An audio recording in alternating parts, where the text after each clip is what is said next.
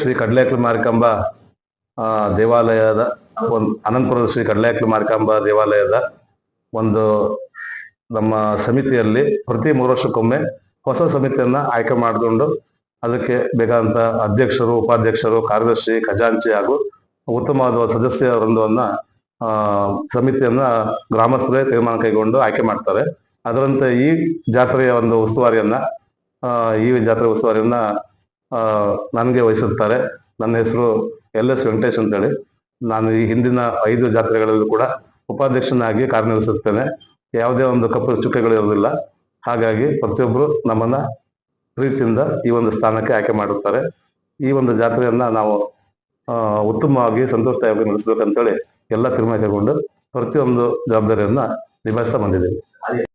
ಈ ನಮ್ಮ ಸಮಿತಿಗೆ 4 ಗ್ರಾಮ ಪಂಚಾಯತಿನಿಂದ 4 ಜನ ಉಪಾಧ್ಯಕ್ಷರನ್ನ ಆಯ್ಕೆ ಮಾಡ್ಕೊಂಡಿರ್ತೀವಿ.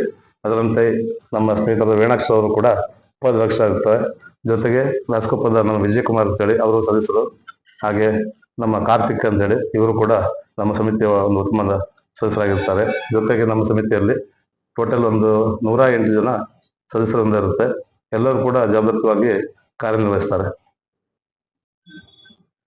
ಇತಿಹಾಸ ಪ್ರಸಿದ್ಧ ಶ್ರೀ ಆನಂದಪುರದ ಶ್ರೀ ಕಡ್ಲೇಕಲ್ ಮಾರಿಕಾಂಬ ಅಮ್ಮನವರ ಜಾತ್ರಾ ಮಹೋತ್ಸವವನ್ನು ನಾವು ಗ್ರಾಮಸ್ಥರು, ಸಮಿತಿಯವರು ಹಾಗೂ ಭಕ್ತಾದಿಗಳು ಸೇರಿ ದಿನಾಂಕ 10/3/2026ರಿಂದ 16/3/2026ವರೆಗೆ ನಡೆಸಬೇಕಂತೇಳಿ ತೀರ್ಮಾನ ಕೈಗೊಂಡು ಈಗಾಗಲೇ ಎಲ್ಲ ತಯಾರಿ ನಡೆಸ್ತಾ ಇದ್ದೇವೆ.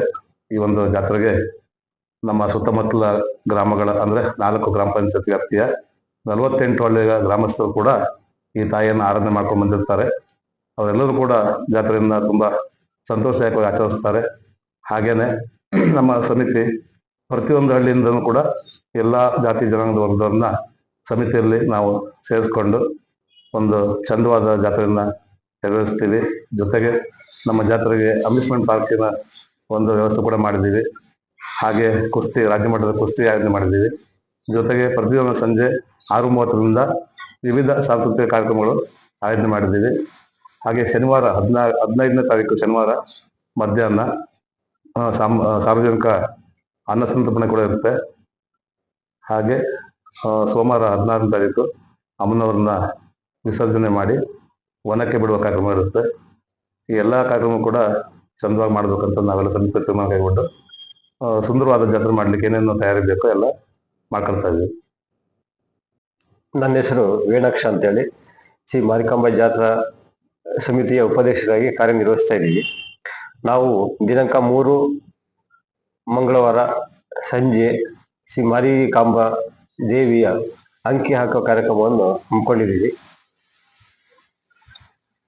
10ನೇ ತಾರೀಕು ಮಂಗಳವಾರದಿಂದ ಸೋಮವಾರ ತನಕ 7 ದಿನಗಳ ಕಾಲ ವಿಜೃಂಭಣೆಯಿಂದ ಜಾತ್ರಾ ಮಹೋತ್ಸವ ನಡೆಯಲಿದೆ.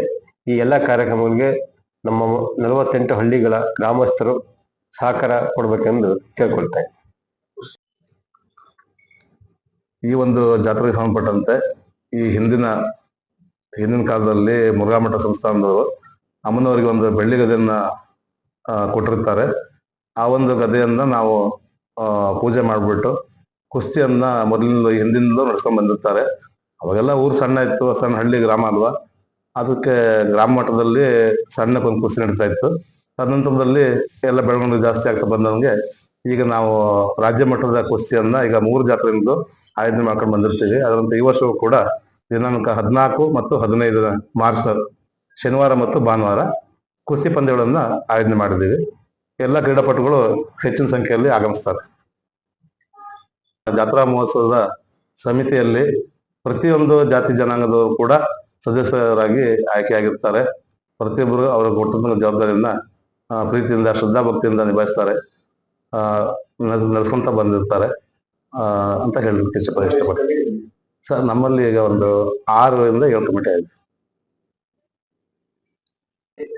ಜಾತ್ರಾ ಕಾರ್ಯಕ್ರಮಗಳು ಸರಾಗವಾಗಿ ನಡೆಯಬೇಕು ಅಂತ ಹೇಳಿ ಎಲ್ಲವೂ ಒಂದು 7ರಿಂದ 8 ಸಮಿತಿಗಳು ಮಾಡಿದ್ವಿ. ಮೊದಲನೇದಾಗಿ ಪೂಜಾ ಸಮಿತಿ ಹಾಗೂ ಸಾಂಸ್ಕೃತಿಕ ಕಾರ್ಯಕ್ರಮ ಸಮಿತಿ, ಕುಸ್ತಿ ಸಮಿತಿ ಹಾಗೂ ಸ್ವಚ್ಛತಾ ನಿರ್ವಹಣಾ ಸಮಿತಿ ಹಾಗೂ ಸಮಿತಿಗಳನ್ನು ಮಾಡಿ ಸರಾಗವಾಗಿ ಜಾತ್ರೆ ನೆರವೇರಬೇಕು ಅಂತ ಹೇಳಿ ನಾವು ಸಾರ್ವಜನಿಕರಲ್ಲಿ ಬೇಡ್ಕೊಳ್ತಾ ಇದ್ದೀವಿ. ನಮ್ಮ ಮಾರಿಕಾಂಬಾ ಅಮ್ಮನವರ ದೇವಾಲಯಕ್ಕೆ ಸಂಬಂಧಪಟ್ಟಂತೆ ಆ ತವರು ಮನೆ ಮುಖ್ಯಸ್ಥರಾಗಿ ಶ್ರೀಯುತ ಬಾಲಗಂಗಾಧರ ಗೌಡರು ಮತ್ತು ಅವರ ಕುಟುಂಬದವರು ನೆಲೆಸ್ಕೊಂಡು ಬಂದಿರ್ತಾರೆ. ಜೊತೆಗೆ ಮಲ್ಲಂದೂರು ರವಿ ಗೌಡರು ಹೇಳಿ ಅವರು ಗಂಡನ ಮನೆ ಮುಖ್ಯಸ್ಥರು, ಅವರ ಕುಟುಂಬದವರು ಕೂಡ ಈ ಒಂದು ತಾಯಿಯ ಒಂದು ದೇವಾಲಯಕ್ಕೆ ಮುಖ್ಯವಾಗಿ ಸಂಬಂಧಪಡ್ತಾರೆ. ಜೊತೆಗೆ ಪೂಜಾರಿ ಮಂತಂದವರು ಅವರು ಕೂಡ ಈ ಹಿಂದಿನಿಂದಲೂ ತಾಯಿಯ ಒಂದು ಪೂಜಾ ಪುನಸ್ಕಾರ ಶ್ರದ್ಧಾ ಭಕ್ತಿಯಿಂದ ನಿಭಾಯಿಸಿ ಬಂದಿರ್ತಾರೆ. ಅವರು ಕೂಡ ಈ ಒಂದು ಜಾತ್ರೆಗೆ ಹಾಗೂ ದೇವಾಲಯಕ್ಕೆ ಸಂಬಂಧಪಟ್ಟವರಾಗಿರ್ತಾರೆ. ಜೊತೆಗೆ ನಮ್ಮೆಲ್ಲ ಗ್ರಾಮಸ್ಥರು ಕೂಡ ಈ ಒಂದು ಜಾತ್ರೆಗೆ ತನುಮನದ ಸಹಕಾರ ಕೊಟ್ಟು ನಮ್ಗೆಲ್ರಿಗೂ ಹೆಚ್ಚಿನ ಒಂದು ಬೆಂಬಲವಾಗಿ ನಿಂತು ಜೊತೆಗಿದ್ದು ಉತ್ತಮ ಜಾತ್ರೆ ನಡೆಯಲಿಕ್ಕೆ ಎಲ್ಲರೂ ಕೂಡ ಸಹಕಾರ ನೀಡಿ ಈ ಒಂದು ಜಾತ್ರೆಯಲ್ಲಿ ಪಾಲ್ಗೊಂಡು ಸಹಕಾರ ನೀಡ್ತಾರೆ. ನಮ್ಮ ಈ ಜಾತ್ರಾ ಮಹೋತ್ಸವಕ್ಕೆ ಯಶಸ್ಸಿಗೆ ಹಾಗೂ ಸಾರ್ವಜನಿಕವಾಗಿ ಕುಂದುಕೊರತೆ ಬರೆದಿದ್ದಾಗೆ ನಮ್ಮ ಸ್ಥಳೀಯ ಗ್ರಾಮ ಪಂಚಾಯತಿಯವರು ಹಾಗೂ ಆರೋಗ್ಯ ಇಲಾಖೆಯವರು, ಜೊತೆಗೆ ನಮ್ಮ ರಕ್ಷಣಾ ಇಲಾಖೆ, ಪೊಲೀಸ್ ವ್ಯವಸ್ಥೆ, ಜೊತೆಗೆ ನಮ್ಮ ಸ್ಥಳೀಯ ಪತ್ರಿಕಾ ಮಿತ್ರರು ಹಾಗೂ ತಾಲೂಕು ಮಟ್ಟದ ಪತ್ರಿಕಾ ಮಿತ್ರರು ಎಲ್ಲರೂ ಕೂಡ ಕೈ ಜೋಡಿಸಿ ನಮಗೆ ಸಹಕಾರ ನೀಡಿ ಉತ್ತಮವಾದ ಒಂದು ಜಾತ್ರೆ ಮಾಡಲಿಕ್ಕೆ ಅನುಕೂಲ ಮಾಡಿಕೊಡ್ಬೇಕಂತ ಹೇಳಿ ತಮ್ಮಲ್ಲಿ ಪ್ರಾರ್ಥಿಸ್ತೇವೆ. ಹಾಗೇನೆ ಈ ಜಾತ್ರಾ ಮಹೋತ್ಸವಕ್ಕೆ ಹೆಚ್ಚಿನ ಒಂದು ಸಹಕಾರವನ್ನ ಮೆಸ್ಕಾಂನವರು ಅಂದ್ರೆ KEB ಇಲಾಖೆ ನಮಗೆ ಬೆಳಕಿನ ವ್ಯವಸ್ಥೆಯನ್ನ ಯಾವುದೇ ರೀತಿ ಒಂದು ನಮಗೆ ಕೊರತೆ ಬರೆದಿದ್ದಾಗೆ ಉತ್ತಮ ರೀತಿಯಲ್ಲಿ, ಯಾಕಂದ್ರೆ ಇದೊಂದು ಜಾತ್ರೆ ಅಂದಾಗ ಹೆಚ್ಚಿನ ಜನಸಂಖ್ಯೆ ಇರುತ್ತೆ, ಜನಸಂಖ್ಯೆ ಇರುತ್ತೆ. ಹಾಗೇನೆ ಕುಟುಂಬದಲ್ಲಿ ನೆಂಟರಿಷ್ಟೆಲ್ಲ ಬಂದಿರ್ತಾರೆ. ಕರೆಂಟಿನ ಸರಿ ಇಲ್ಲ ಅಂದ್ರೆ ಸಮಸ್ಯೆಗಳಾಗುತ್ತೆ, ಹೆಚ್ಚಾಗುತ್ತೆ. ಅದರಿಂದ ಸ್ಥಳೀಯ ಒಂದು ಮೆಸ್ಕಾಂ ಅಧಿಕಾರಿಗಳು ನಮ್ಗೆ ಯಾವುದೇ ಒಂದು ಕುಂದುಕೊರತೆ ಬರೆದಿದ್ದಾಗೆ ನಮ್ಗೆ ಸಹಕಾರ ಕೊಟ್ಟು ಜಾತ್ರೆ ಉತ್ತಮಗೊಳ್ಳಿಕ್ಕೆ ನಮ್ಮ ಜೊತೆಗೆ ಬೆಂಬಲ ನಿಲ್ಬೇಕಂತೇಳಿ ಕೇಳ್ಕೊಂತೀವಿ.